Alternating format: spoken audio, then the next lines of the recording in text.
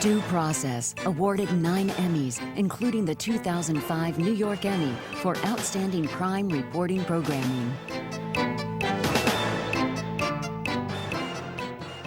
A lot of the gun violence that you see in the state, in the street, is as a result of this gang warfare and gang conflict. They may deal drugs. They may call themselves Crips or Bloods. Or they may just be the hopeless young men for whom violence is a way of life. But especially in New Jersey cities, they present a constant threat. Gang violence, how to control it. On the agenda when the state's lawyers convened, and on this special edition of Due Process. We're on location in Atlantic City at the State Bar's annual meeting. Up next.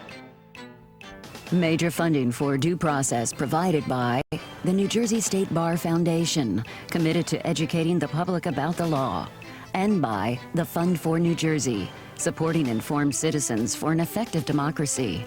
Additional funding provided by Lawyer's Diary and Manual and online legal reference, elaw.com.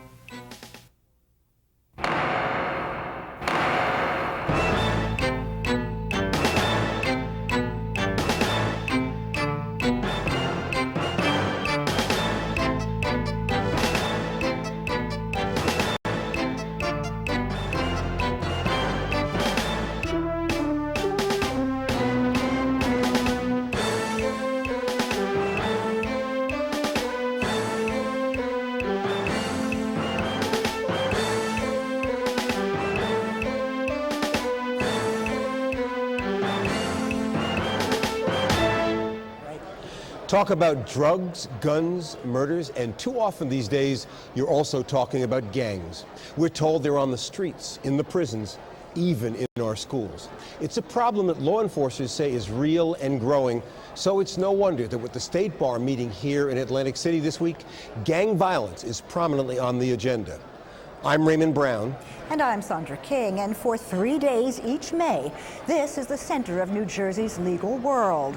Lawyers and judges, prosecutors and defense attorneys, law professors and law students, all here to take the pulse of a state, to examine the challenges and the issues that drive a large, diverse, and complex legal system.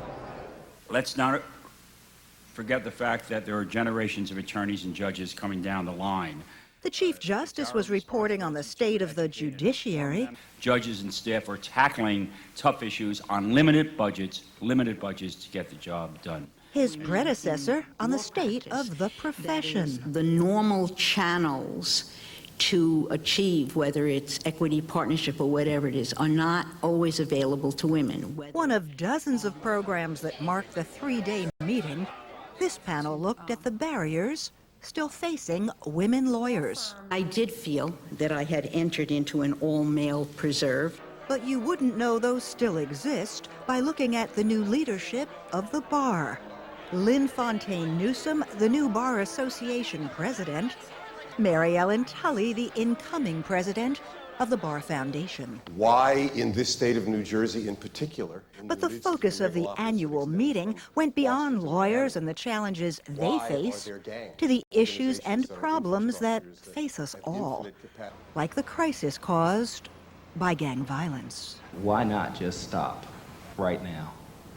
Why not conclude that this problem is of such a magnitude that it cannot be solved, certainly not by the people in this room? And I think here is the problem.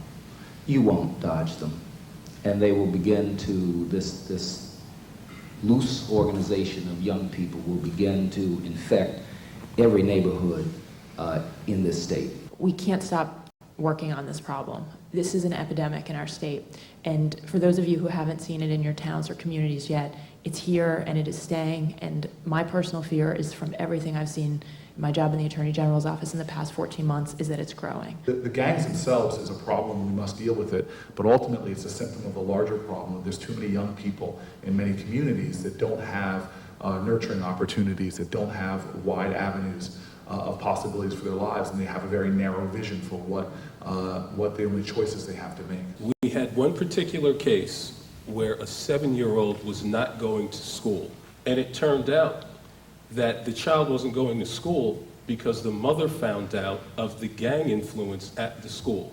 And they were openly recruiting this child to be a gang member. I came to the conclusion some time ago that this is a public health situation. And we have to approach it the way we would a public health problem. And law enforcement is not used to that. I really think we have an epidemic of fatherless young men that is perpetuated by the reaction of law enforcement as the top or only response of society. The panel on gangs brought a wide range of perspective to the problem of gangs, but if there was one thing that all the participants agreed on, it was that gangs are here, they are violent, and they need to be addressed. And with 3 different takes on how that should be done, we welcome Newark's Mayor Cory Booker, New Jersey's Public Defender Yvonne Seegers, and Union County's Prosecutor Theodore Romanko. Good to have all of you here with us in Atlantic City. Cory Booker, let me start with you. This morning on the panel, we had a discussion about the causes of gangs. And you had a laundry list of issues stemming from education, poor parenting, lack of jobs, bad reentry programs, and it almost seemed that a person could get discouraged looking at the causes of gangs and what seemed like inadequate resources to attack it. Why are you hopeful that there can be an assault on gangs that will ultimately roll back something you've called an epidemic? Well, ultimately, I have faith and confidence in our community, in this nation, and in cities like mine in Newark. Look, the gang problem has law enforcement components, but the gang solution doesn't lie with just locking people up. It lies with providing economic opportunities, wide avenues towards financial success. It involves educating our children and providing substantive, enriching activities for them.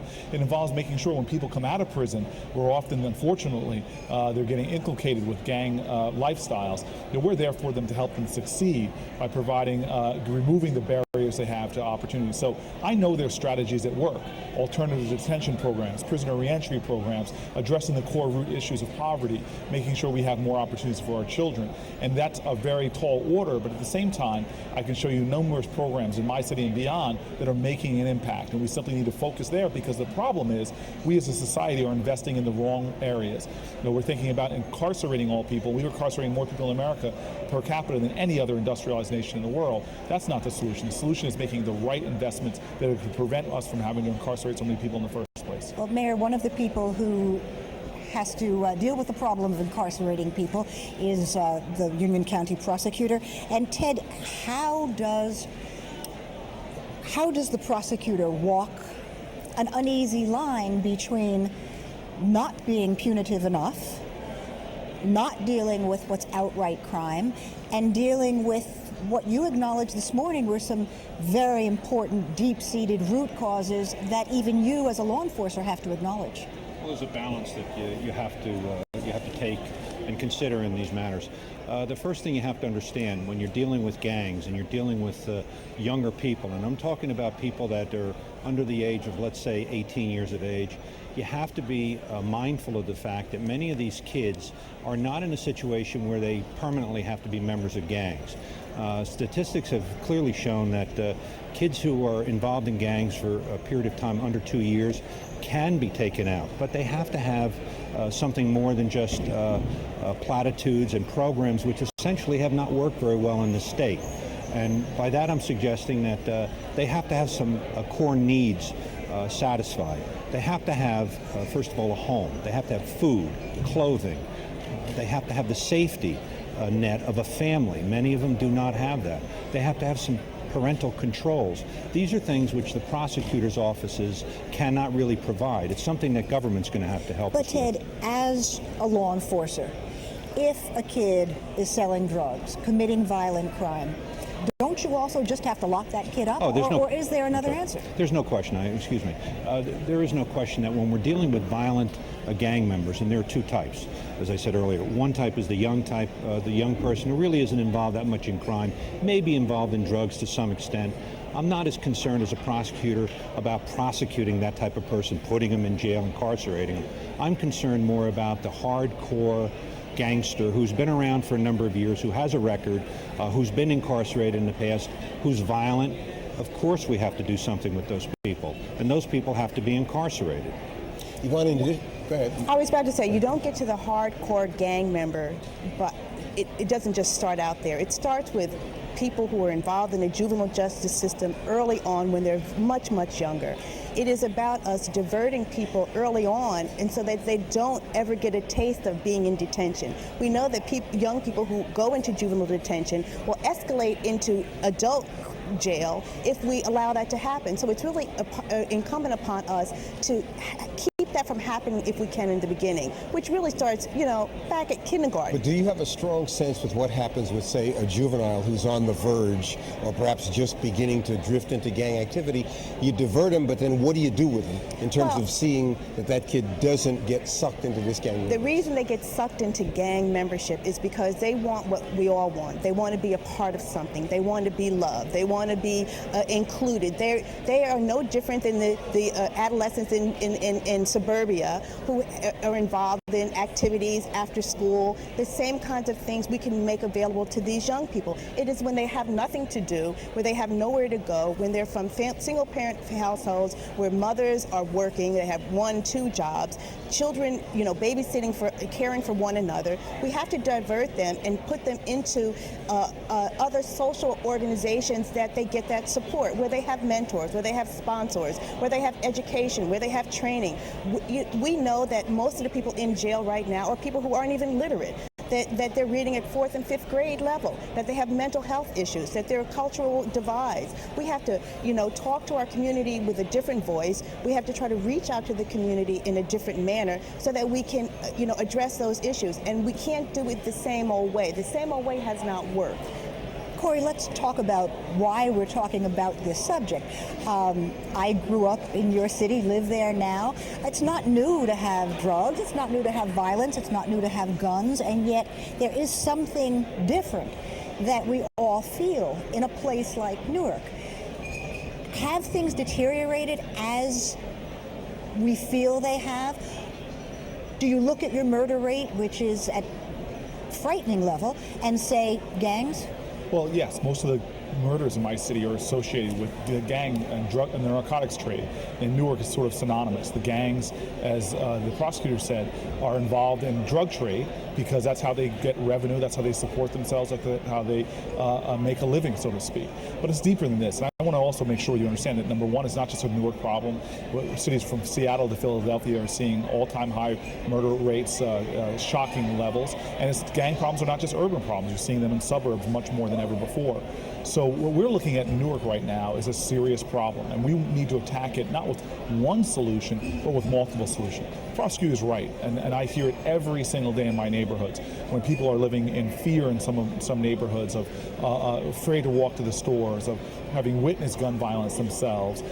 They want prosecution. They want police action. In my neighborhood, there aren't too many people saying, let's help these kids. Right. In fact, it is, let's get them out of our lives because they're ruining our lives. But if we just do that, and we are getting more sophisticated strategies in Newark, using technology, using new initiatives, and we're seeing a success. But I don't want to judge my success as mayor as simply arresting more young black men, because the reality is, if you look at our prison population, the state of New Jersey is 14% African American. The prison population is over 60% black. That's not solving the problem. We're pricing ourselves out as a state of the number one, we're running out of space to put prisoners in New Jersey, and number two, if you extrapolate out the cost of it, we're going to price ourselves out of being able to imprison people. The real solutions you have to attack from both ends, which means making sure you're there for your children before they get in trouble, which means when they come home from prison, you don't allow what is in the state of New Jersey. It's shocking. Almost 2/3 of the prisoners that come out of prison in the state of New Jersey will be rearrested in 2 or 3 years. That's unacceptable. So that means we have to look at this problem from both ends, and we're not doing that as a society right now. We're just looking at it from a law enforcement perspective. There are models that work. We see in the drug court model, and you can take that same model and apply it to other areas, where in those participants in drug court, their recidivism rate is much, much lower. Only about... What is it that makes the drug court experience unique there's a in a way that will make it help? There is a collaboration between the community support services that are necessary, mental health issues, psychiatric, psychological, the people who we pair them with sober living and counseling and education. education. And everyone who graduates from a drug court program has a job and pays off their fines and penalties and has a place to go to work, and their home situation, they have parental care and instruction. But Yvonne, were these gang people who are absolutely going into these drug would have court? been people who were eligible, and certainly, you know, ones that might have been drafted into a gang. The most fertile place to be pulled into a gang is in the prison. So why would we want our children to go there? We need to figure out ways to divert them and so that they are distracted and not drawn into a place where they can. Where do you think they get their gang membership? They're more likely to get it in state prison. And two questions. The first is to maybe break the unanimity. This morning we had an interesting panel, judges, prosecutors, and Cory Booker. But there was a consensus about there being an epidemic, but you said that there were some public officials in this state who are swimming against the tide and saying there really isn't a gang problem. What perspective are they offering that's different? Well, you know, it is interesting. There are elected officials who are in denial. And various reasons, some of which may relate to the property values in their municipality, the fear that there may be gangs in their municipality. I can say without any question that I come from a diverse county, Union County, with 21 different towns, ranging from the very, very wealthy to those who are certainly not wealthy at all. Every single municipality within our county has gang members in it. A lot of these officials, through their denial, are suggesting that these are just individuals who are involved in I said it myself, in activity that is illegal, but not necessarily gangs. It goes beyond me. I don't understand it. I was going to add that we have to create an environment where young people can make a living, that they can get a job, that they can get a trade. And not everybody's college material, and not everybody's going to go to the route of education. So we need to be able to provide for them a training for trades and other careers. We know that many of the people who are involved in low-level drug dealing and gang membership are supporting themselves. They do not have employment. They are not educated. And so they will say to you, and how am I supposed to make a living? What are we supposed to do? And we question that as a community, and what is our answer? When they have nowhere to I don't know what the city of Newark's unemployment rate is for young males between 18 and 25, but I'm certainly it's going to be very high. And so that's a question that we have to answer as a community. What is our response to that? What obligation do we have to these young people? So let me pick up on that, because I want to start showing practical ways we can expand and deal with this problem. Look, there are some kids, and the prosecutor and I were talking about this, are young men that belong deep in the bowels of prisons. They're just violent felons, and they need to be dealt with in that way. But as I walk the streets of the city of Newark, and I try not to walk past any young person without affirming their dignity and humanity and talking to them, inevitably they say, hey, Mayor, I need a job. And I know what they're out there doing. They're now selling drugs to get revenue in. But you know what? If they were worked with sincerely, they would rather in the middle of winter, in the middle of rain, be in a job that's providing enough for them to raise their families or deal with their child obligations. If you offered a minimum wage job to a kid in Newark who's in a gang, who's making money selling drugs, do you think that would be appealing? Let's be blunt about the reality in New Jersey. You need to make twice the minimum wage, according to John Schnur of Rutgers University, to meet the minimum basic needs of a family. We have a high cost of living in the state. No minimum wage job is not going to be enough, and we're trying to address that in the city of Newark, just passing prevailing wage. But this is the solution, and what we're trying to do is real solutions. For example, we know in the port right now in Newark is a real engine of job opportunity. We're trying to clear land and assemble parcelage so distribution centers can begin to locate there, which is the way to go. And we have a great success already attracting new companies that want to come to the city of Newark. But I've got to find ways to convince those companies to take a chance on young men coming out of prison. And because it's by the port, I've got to start trying to get some state law changed that kids can get their records expunged easier, or they'll change laws that say somebody arrested for marijuana sales is not a national security threat. So there's a lot of different layers that we're working on, but some success we're having. We're looking at the construction trades in the city of Newark and working with the unions and the Institute for Social Justice and builders in the city of Newark to begin to create models in my city, in our city, where we are showing that these kids have productive skills. Given some training, they can become carpenters, they can become electricians, and we're slowly starting to make the way, but it's going to take a lot of work, but that's where we should be focusing a lot of our societal energies and busting down these doors of opportunity so that young man on the corner who says to their mayor, I want a job, that I can say, okay, you may have 2 criminal convictions, being arrested for CDS, controlled dangerous substance, for possession of drugs. You now have a viable opportunity to change your life around, because what we're doing doing right now is we're looking at that person saying, well, nothing I can do for you. Go out and try to find a job. And they're looking at Burger King. Well, you know, when you apply at Burger King, you got to check a box and say you have a criminal conviction. So that minimum wage job isn't even a viable opportunity. They look at you and say, I'm out here because there's really no other options for me. We as a society have to sort of create options. And I want to pick up something that Yvonne says.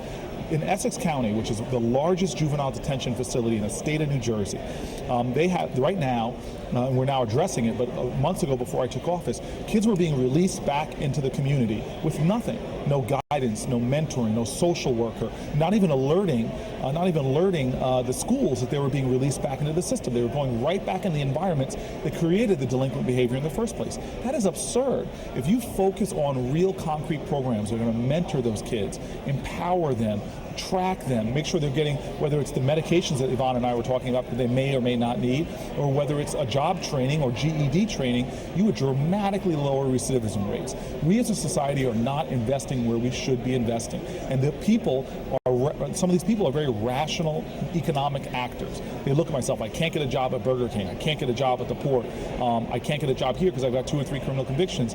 And here I got a guy offering me a chance to make some money for my family by joining his gang. Now I got nurturing, now I got protection, and the like. And it seems to me that that's an important question. Is there something disingenuous, simplistic about pointing to these solutions, generous and good-hearted though they may be, if we say that the gangs take the place of the family, the gangs take the place of viable economic future, the gangs take the place of societal support and status, then how do we... We're back to the question of whether it's all futile.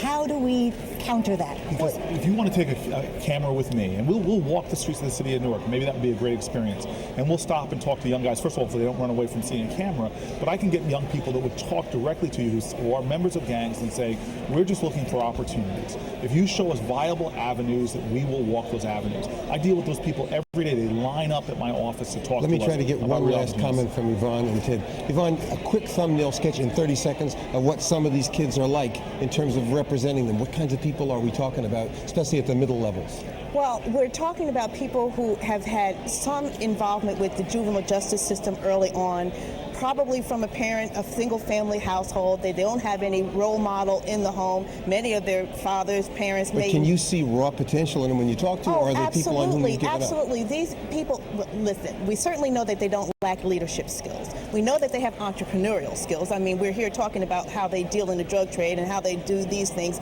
So why don't we take their raw talents and divert them into something positive? We need to, they're not ignorant. They may not be educated, but they're not dumb.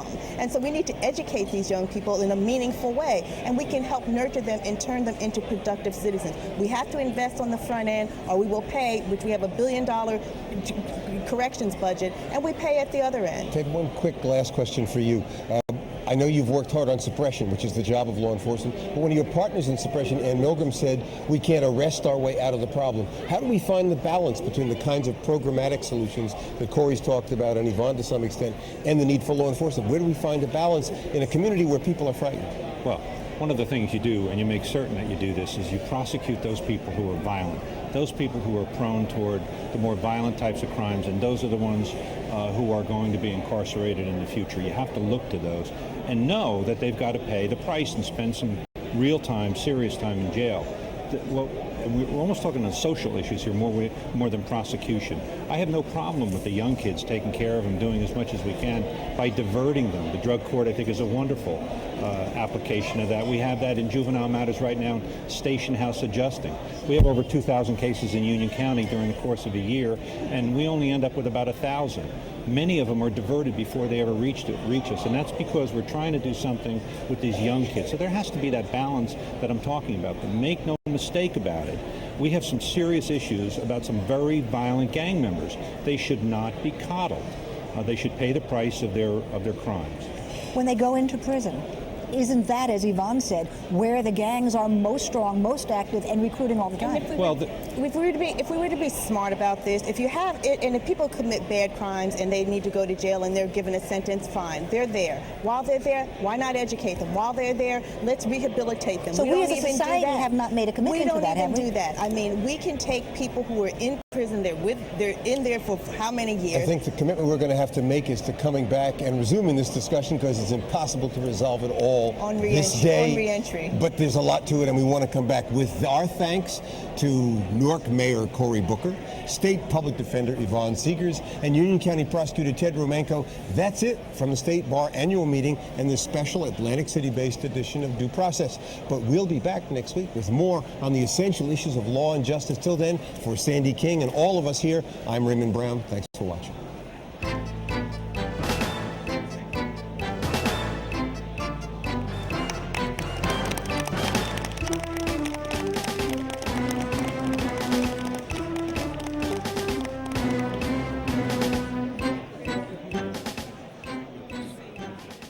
Part of the solution lies in a community-by-community approach. And that is, I think, where we must stake our claim. We must, in our own neighborhood, say, children shall not run this neighborhood.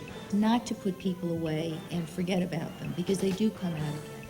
And to make us see these young men and our responsibility to them once they have been brought into the system. Find out what types of needs they may have, whether they didn't finish getting their GED, what other obstacles they may be coming, what that they may be encountering, because if we don't help them shatter those, we're sending them right back into the only hope of having this gang affiliation. Law enforcement is critical. It does make a difference. I think that suppression can work in certain contexts when done appropriately, but it's not enough to stop the problem.